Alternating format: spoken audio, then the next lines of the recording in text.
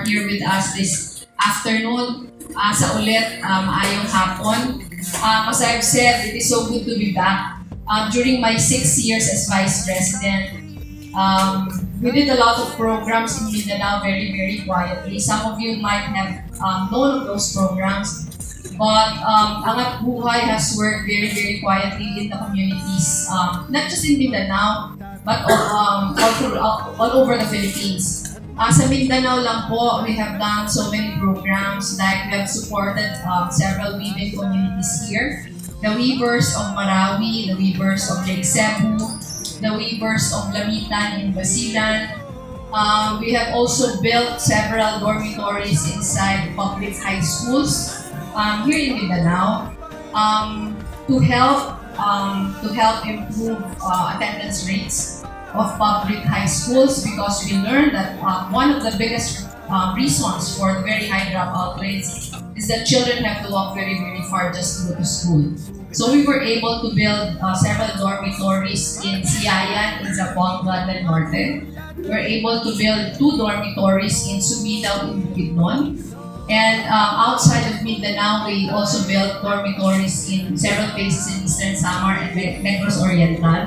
Now that Angat Buhay is now a program of Angat Pinas NGO, we continue to build dormitories all over the Philippines, but now it is not just inside senior high schools, but also inside state universities and colleges.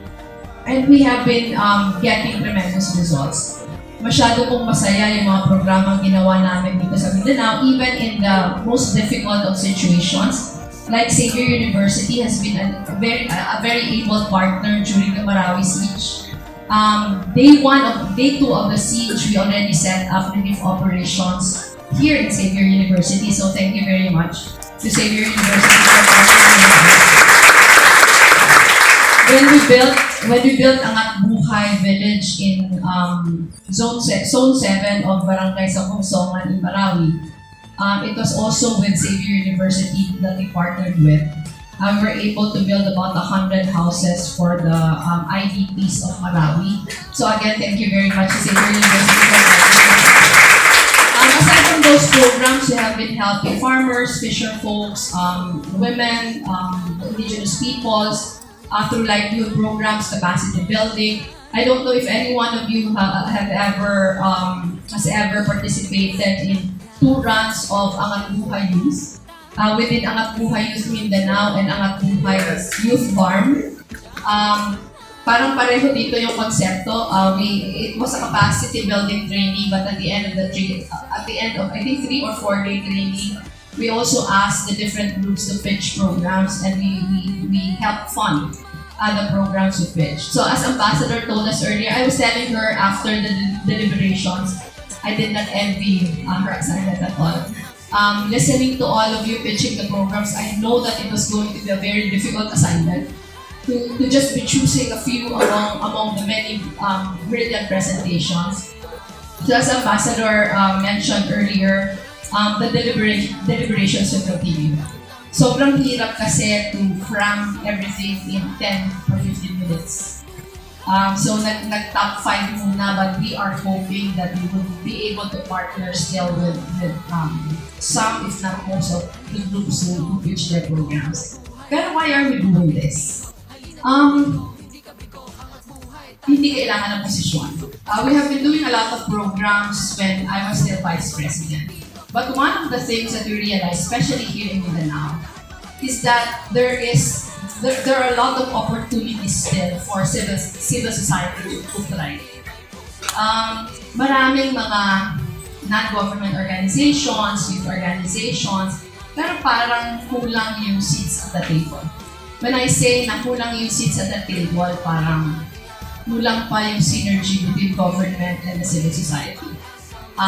It can be because of many reasons. Pwedeng ang isang dahilan, hindi pa na-appreciate ng gobyerno yung papel ng civil society sa pagpapalakas ng governance.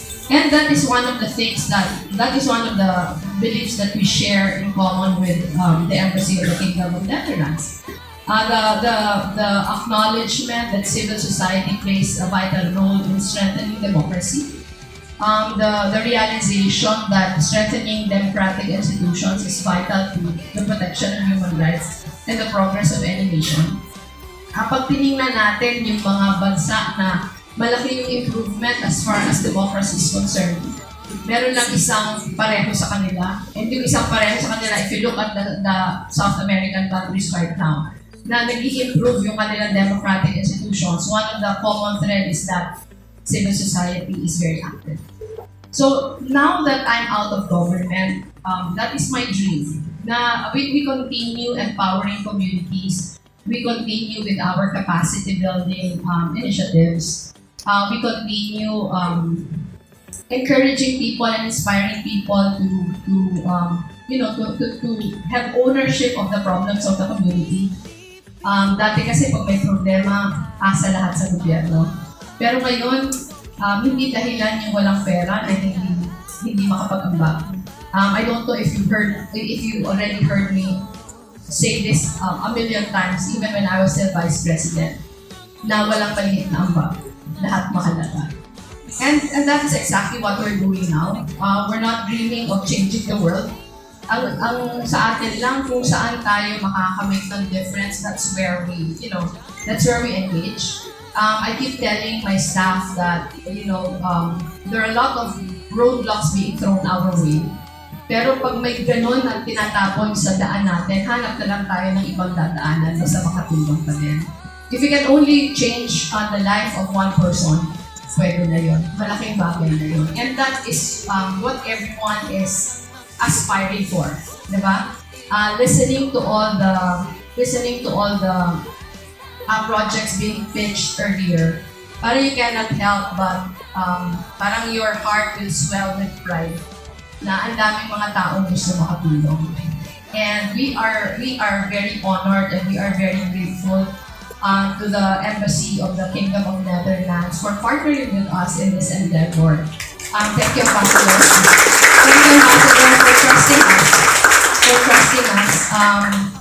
It is always a relief, and parang we are always humbled and inspired when an institution like the Embassy of Netherlands is willing to support advocacy such as this, empowering the youth, empowering the community. Kanina may presentation na one community at a time, lahat tayo dapat gano'n. Hindi na one community at a time, parang one Filipino at a time pwede din. So don't ever think that you are too young to make a difference. Don't ever think that your organization is too small to make a difference. Don't ever think that you don't have the resources to make a difference. Kasi walang maliit na. So maraming salamat po.